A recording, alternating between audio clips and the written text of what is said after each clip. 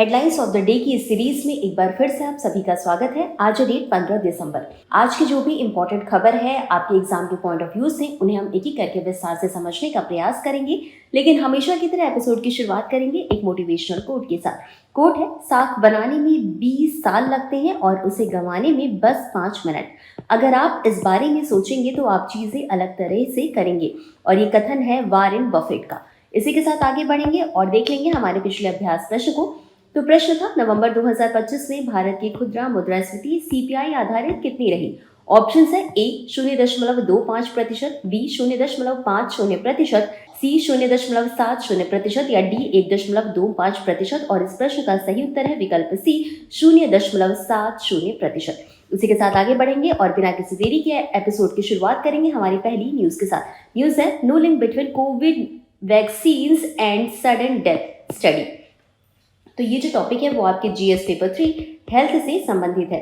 तो न्यूज़ क्या है इसे समझ लेते हैं। तो हाल ही में एक अध्ययन किया गया कोविड वैक्सीन और अचानक जो मौतें हो रही हैं उसको लेकर के। तो ये जो अध्ययन है वो दिल्ली के एम्स अस्पताल में किया गया। 1 साल तक शवों की जांच की गई और वो देखना चाहते थे कि क्या कोविड वैक्सीन से 18 से 45 साल के युवा अचानक मरते हैं। और ये जो अध्ययन है वो Indian journal of medical research ICMR में प्रकाशित किया गया था। अब इस अध्ययन में ये पाया गया कि जो युवा वयस्क हैं उनमें अचानक होने वाली मौतें सार्वजनिक स्वास्थ्य चिंता का विषय बनी हुई हैं। और इसमें ये भी पाया गया है कि इस आयु वर्ग में अचानक मौत का प्रमुख कारण कोरोनरी धमनी रोग या CAD है, जबकि श्वसन यानी सांस से संबंधी और अज्ञात कारणों से होने वाली मौतों की आगे जांच की आवश्यकता बताई जा रही है। इसी के साथ इस अध्ययन में 1 वर्ष की अवधि में 18 से 45 वर्ष की आयु के युवा वयस्कों की जांच की गई और कोविड-19 टीकाकरण की स्थिति और अचानक होने वाले मौतों के बीच कोई भी संबंध नहीं पाया गया है। और अधिकांश मौतें जो हैं, और इसमें भी सामने आया कि अधिकांश मौतें जो है हृदय संबंधी कारणों से हुई है। उसके बाद श्वसन संबंधी और अन्य गैर हृदय संबंधी स्थितियों के कारण जो भी मौतें हुई हैं उसके लिए ये स्थितियां जिम्मेदार हैं। अब कोविड-19 संक्रमण का इतिहास और टीकाकरण की स्थिति युवा और वृद्ध आयु वर्ग में तुलनात्मक है या तुलनीय थी। अब एक बार आंकड़ों के माध्यम से समझ लेते हैं। तो युवा वयस्क यानी 18 से 45 वर्ष में और वृद्ध वयस्कों यानी कि 45 से 65 में अचानक मृत्यु की तुलनात्मक विश्लेषण किया गया। और अध्ययन अवधि के दौरान फॉरेंसिक शवगृह में कुल 2214 मामले प्राप्त हुए, जिसमें से कि 18 मामले अचानक मृत्यु के मानदंडों को पूरा करते थे। वहीं कुल अचानक मृत्यु में से युवा वयस्कों यानी 18 से 45 आयु वर्ग में अचानक मृत्यु के मामले 57.2% यानी कि कुल 103 मामले थे। और वहीं वृद्ध वयस्कों में 45 से 65 आयु वर्ग में अचानक मृत्यु के मामले 42.8% यानी कि कुल 77 थे।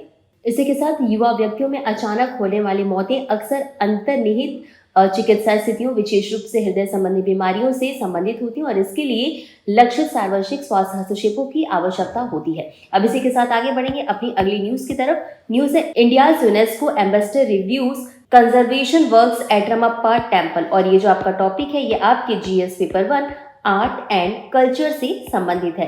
तो न्यूज क्या है इसे हम समझ लेते हैं। तो यूनेस्को पेरिस में भारत के राजदूत विशाल V शर्मा ने तेलंगाना के रामप्पा मंदिर का दौरा किया, जिसका उद्देश्य है ASI और राज्य सरकार के द्वारा किए जा रहे संरक्षण और संवर्धन प्रयासों की समीक्षा करना था।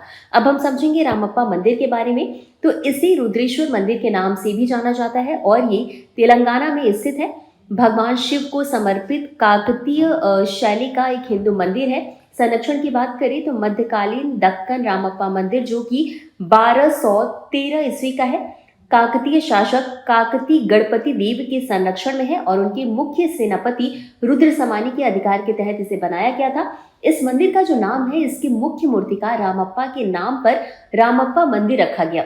और रामप्पा मंदिर भारत का एकमात्र ऐसा मंदिर है जिसका नाम उसके वास्तुकार के नाम पर रखा गया है। वहीं 2021 में इस मंदिर को यूनेस्को विश्व धरोहर स्थल के रूप में काकतीय रुद्रेश्वर रामप्पा मंदिर तेलंगाना के नाम से सूचीबद्ध किया गया था। अब इससे जुड़ी कुछ विशेषताओं को भी समझ लेते हैं। तो सबसे पहले हम जानेंगे इसकी वास्तुशिल्पीय विशेषता के बारे में।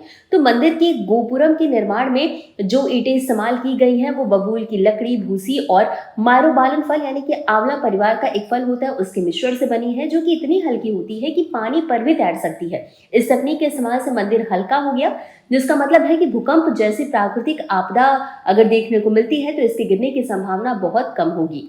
और ये जो मंदिर है इसके निर्माण में सैंड बॉक्स तकनीक का उपयोग किया गया था और ये एक ऐसी तकनीक होती है जिसमें नींव के गड्ढे को रेत, चूना, गुड़ और काले मरुबलन फल के मिश्रण से भरा जाता है और ये मिश्रण भूकंप की स्थिति में एक कुशन का काम करता है। इसी के साथ मंदिर के कई नक्काशीदार स्तंभ इस प्रकार से स्थापित किए गए हैं कि जब इस पर सूर्य की रोशनी पड़ती है इन स्तंभों पर, तो उनमें से एक स्तंभ पर भगवान कृष्ण की आकृति उकेरी गई है। जब उस स्तंभ को हल्के से छुआ जाता है तो उससे संगीतमय स्वर निकलते हैं। और जैसा कि आप सभी को पता है कि हाल ही में दीपावली को यूनेस्को की अमूर्त सांस्कृतिक विरासत सूची में भी शामिल किया गया है और इसलिए ये हमारे लिए काफी गर्व का पल है। अब इसी के साथ आगे बढ़ेंगे अपनी अगली न्यूज की तरफ। न्यूज है Indian navy to commission second MH-60R helicopter squadron in Goa. ये आपका टॉपिक जो है वो GS पेपर 3 डिफेंस से संबंधित है, तो न्यूज के इसे भी हम समझ लेते हैं।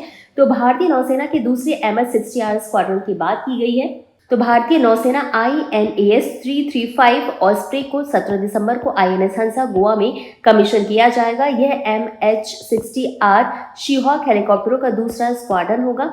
अब इसकी महत्वता की बात कर लेते हैं। तो ये जो हेलीकॉप्टर है MH-60R ये बहुभूमिका अत्याधुनिक नौसैनिक हेलीकॉप्टर है जो कि पनडुब्बी रोधी युद्ध के लिए सक्षम है, सतह रोधी युद्ध के लिए सक्षम है। साथ ही साथ इसके द्वारा निगरानी और खोज बचाव कार्य भी किए जाते हैं। इसमें उन्नत हथियार, सेंसर और एवियोनिक्स से ये लैस है। अब इससे फायदा ये हुआ कि नौसेना की क्षमता में बढ़ोतरी होगी। INAS 335 के चालू होने से नौसैनिक विमानन क्षमता में इजाफा देखने को मिलेगा। परिचालन तत्परता और निरंतर तैनाती संभव होगी। साथ ही साथ समुद्री क्षेत्र में विस्तारित ऑपरेशनल रीच बढ़ेगी। इसके अलावा हिंद महासागर क्षेत्र यानी IOR में भी रणनीतिक महत्व देखने को मिलेगा। सीहॉक की तैनाती से भारत की समुद्री उपस्थिति मजबूत होगी। पारंपरिक खतरों पर प्रभावी नियंत्रण किया जा सकेगा। IOR यानी हिंद महासागर में प्रतिरोधक क्षमता डिटरेंस बढ़ेगी। आपको बता दें कि भारतीय नौसेना ने पिछले साल 6 मार्च को कोची में बहुभूमिका वाले MH-60R हेलीकॉप्टर के अपने पहले स्क्वाड्रन को शामिल किया था जो कि इसकी समुद्री विमानन क्षमता में एक नए अध्याय की शुरुआत का प्रतीक है। और इसी के साथ आगे बढ़ेंगे अपनी अगली न्यूज की तरफ। News the right moment to boost India Ethiopia ties. ये आपका जो टॉपिक है ये आपके GS पेपर 2 IR यानी इंटरनेशनल रिलेशन से संबंधित है। तो खबर क्या है इसे हम समझ लेते हैं। तो ये जो न्यूज है इसमें ये कहा गया है कि भारत और इथियोपिया संबंधों को मजबूत करने का सही समय है अभी, क्योंकि इथियोपिया की आबादी लगभग 109 मिलियन है 2024 के मुताबिक और ये अफ्रीका की सबसे तेजी से बढ़ती अर्थव्यवस्थाओं में से एक मानी जा रही है। यहाँ का घरेलू बाजार काफी बड़ा है, विनिर्माण क्षमता भी काफी मजबूत है और अफ्रीका के हॉर्न क्षेत्र में इसकी भौगोलिक स्थिति भी बहुत रणनीतिक है।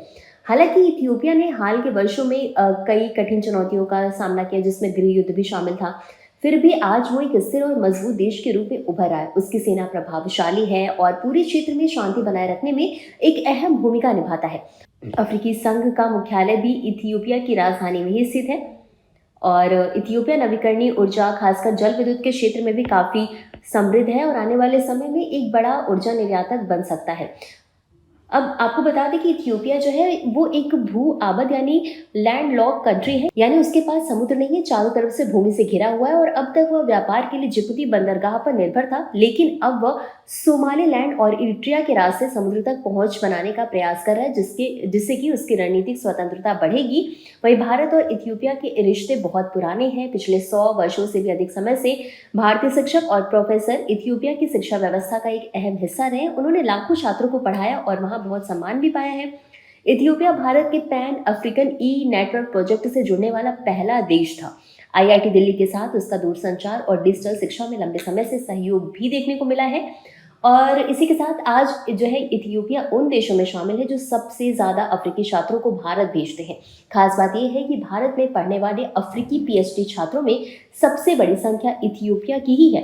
डिजिटल शिक्षा, स्किल ट्रेनिंग, विश्वविद्यालय सहयोग और छात्रवृत्ति कार्यक्रम, ये सभी भारत इथियोपिया सहयोग के बहुत मजबूत क्षेत्र रहे हैं। इसी के साथ निवेश और आर्थिक सहयोग की बात करें तो भारतीय कंपनियां जो 1950 के दशक से इथियोपिया में मौजूद हैं, लेकिन 2006 के बाद से निवेश में काफी तेजी देखने को मिली और अब तक $4 अरब से ज्यादा का भारतीय निवेश वहां पर हो चुका है। आज सबसे बड़े अवसर जो है वो खनन क्षेत्र में देखने को मिल रहे हैं, जिसमें कि सोना, महत्वपूर्ण खनिज, दुर्लभ पृथ्वी तत्व शामिल है और ये खनिज भारत की नवीकरणीय ऊर्जा, बैटरी, सेमीकंडक्टर आपूर्ति श्रृंखला के लिए एक रणनीतिक महत्व रखते हैं। और अगर भारत और इथियोपिया मिलकर खनन परियोजनाएं शुरू करते हैं तो ये दोनों देशों के लिए रणनीतिक लाभ का सौदा हो सकता है। अब रक्षा सहयोग की भी बात कर लेते हैं तो भारत और इथियोपिया के बीच रक्षा सहयोग भी पुराना है। 1956 में भारत ने हरार सैन्य अकादमी की स्थापना में मदद की थी। फिर उसके बाद 2009 से भारतीय रक्षा दल इथियोपियाई सेना को प्रशिक्षण दे रहे हैं। वहीं आज इथियोपियाई सेना को नए उपकरण और आधुनिक प्रशिक्षण की जरूरत है। भारत अपने सस्ते और युद्ध परीक्षित रक्षा उपकरणों के साथ इस क्षेत्र में एक भरोसेमंद साझेदार बन सकता है। और इसी के साथ हाल ही में रक्षा सहयोग पर नया समझौता और संयुक्त रक्षा समिति की बैठक इस दिशा में एक बड़ा कदम मानी जा रही है। और अब जब इथियोपिया ब्रिक्स का सदस्य बन चुका है तो भारत के साथ उसकी साझेदारी और भी महत्वपूर्ण हो गई है। फार्मा, कृषि प्रसंस्करण, हल्का विनिर्माण और खनन जैसे क्षेत्रों में इथियोपिया भारतीय निवेश का स्वागत कर रहा है। भारत को चाहिए कि वो दोहरी कराधान समझौते और निवेश संधियों को अपडेट करे ताकि निजी कंपनियों को प्रोत्साहन मिले। वहीं इथियोपिया को विदेशी मुद्रा, कर व्यवस्था और नियमों से जुड़ी समस्याओं को हल करना होगा। अफ्रीकी मुक्त व्यापार क्षेत्र के तहत इथियोपिया में स्थित भारतीय कंपनियां पूरे अफ्रीका के बाजार में पहुंच बना सकती हैं। कुल मिलाकर भारत इथियोपिया संबंधों का भविष्य बहुत उज्जवल है। हाल ही में G20 शिखर सम्मेलन के दौरान प्रधानमंत्री नरेंद्र मोदी और प्रधानमंत्री अभी अहमद की मुलाकात ने इस रिश्ते को एक नई गति दी है। अगर दोनों देश मिलकर कार्य करते हैं तो इसका भारत और अफ्रीका के सबसे मजबूत और लाभकारी संबंधों में से एक बनने का मौका मिल सकता है। और इसी के साथ आगे बढ़ेंगे और देख लेंगे अपनी आज की अगली और अंतिम न्यूज को। न्यूज है Jaishankar meets his UK European counter parts. ये आपके टॉपिक जो है वो आपके GS पेपर 2 IR यानी इंटरनेशनल रिलेशन से संबंधित है। तो न्यूज क्या है इसे समझ लेते हैं। जयशंकर की यूरोपीय और ब्रिटिश समकक्षों से मुलाकात हुई। विदेश मंत्री एस जयशंकर ने UAE के अबुधाबी में आयोजित सर बानियस फोरम 2025 के दौरान यूरोप, ब्रिटेन और मिस्र के विदेश मंत्रियों से मुलाकात की है। और ये जो मंच है इस पर दुनिया भर के नेताओं और नीति निर्माता इकट्ठा हुए और वैश्विक राजनीतिक सुरक्षा और भू राजनीतिक चुनौतियों पर इन्होंने चर्चा की। और इस टाइम पर विदेश मंत्री जयशंकर ने लक्समबर्ग के उप प्रधानमंत्री और विदेश मंत्री जेवियर बेटेल, पोलैंड के उप प्रधानमंत्री और विदेश मंत्री राडोस्लाव सिकोर्स्की और लातविया के विदेश मंत्री बेबा बेजरे से मुलाकात भी की है। और इसके अलावा डॉक्टर जयशंकर ने ब्रिटेन के उप प्रधानमंत्री डेविड लैमी से भी मुलाकात की। इस बैठक को भारत ब्रिटेन संबंधों के लिहाज से महत्वपूर्ण माना जा रहा है। विदेश मंत्री ने मिस्र के विदेश मंत्री डॉक्टर बदर अब्देलट्टी से भी बातचीत की और इस मुलाकात को काफी उपयोगी बताया। साथ ही उन्होंने बेल्जियम के उप प्रधानमंत्री और विदेश मंत्री मैक्सिम प्रिवोट से भी मुलाकात की है। भारत यूरोप संबंधों की बात करें तो वैश्विक सुरक्षा, यूक्रेन युद्ध, इंडो पैसिफिक पर बातचीत की गई। भारत ब्रिटेन में रणनीतिक साझेदारी और राजनीतिक बातचीत की निरंतरता बनी रही। मिस्र में भी भारत की पश्चिम एशिया अफ्रीकी कूटनीति का एक अहम स्तंभ माना जा रहा है। तो ये थी हमारी आज की सभी इंपॉर्टेंट खबर। अब बारी है आज के अभ्यास प्रश्न को देखने की। तो भारत इथियोपिया शिक्षा सहयोग का पहला प्रमुख कार्यक्रम कौन सा था? आपके ऑप्शन है A IT park project, B pan African E network परियोजना, C इंडियन टेक्नोलॉजी स्कूल या D भारतीय छात्रवृत्ति योजना। और इस प्रश्न का उत्तर आपको हमेशा की तरह कमेंट बॉक्स में देना है। इस प्रोग्राम के PDF को आप हमारे नेक्स्ट IAS हिंदी टेलीग्राम पर जाकर के प्राप्त कर सकते हैं, डाउनलोड कर सकते हैं। तो आज के लिए बस इतना ही। मिलते हैं अगले एपिसोड में इसी तरह कुछ अहम और जरूरी खबरों के साथ। तब तक के लिए धन्यवाद।